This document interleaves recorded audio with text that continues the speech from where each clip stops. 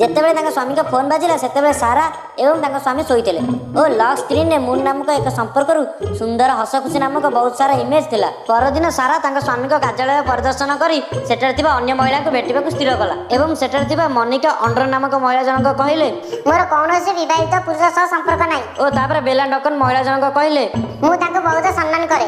ମୁଁ ତାଙ୍କ ସହ କଦାପି ଏମିତି କିଛି କରିବି ନାହିଁ। ଏବଂ ଶେଷରେ ଲିଆ ରୋବେ ନାମକ ମହିଳା ଜଣକ କହିଲେ, ମୋର କେବେଠୁ ନିର୍ବନ୍ଧ ସରିଛି, କିନ୍ତୁ ତୁମ ସ୍ୱାମୀଙ୍କ ସହିତ ମୋର କୌଣସି ଅନ୍ୟ ସମ୍ପର୍କ ତ ନାହିଁ। ସାଙ୍ଗମାନେ କହିପାରିବ କି 3 ଜଣ ମହିଳାଙ୍କ ଭିତରୁ ସାରାଙ୍କ ସ୍ୱାମୀଙ୍କ ସହିତ କିଏ ସମ୍ପର୍କ ରଖିଛି?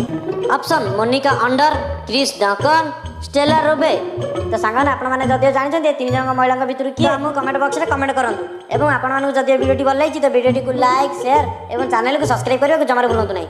ତ ସାଙ୍ଗମାନେ ଚାଲନ୍ତୁ ଦେଖିବା 3 ଜଣ ମହିଳାଙ୍କ ଭିତରୁ କିଏ? ତ ସାଙ୍ଗମାନେ ଆର ଆନ୍ସର ହେଲା ମୋନିକା ଅଣ୍ଡର। କାହିଁକି ନା ପ୍ରଥମ ଅକ୍ଷରରେ MO ଓ ଲାଷ୍ଟ ଅକ୍ଷରରେ ON ଅଛି, ଯାହାକି ସେଣ୍ଡ କରାଯାଇଥିବା ମେସେଜରେ ମୁନ୍ ନାମକ ୱାର୍ଡଟି ୟୁଜ୍ କରାଯାଇଥାଏ।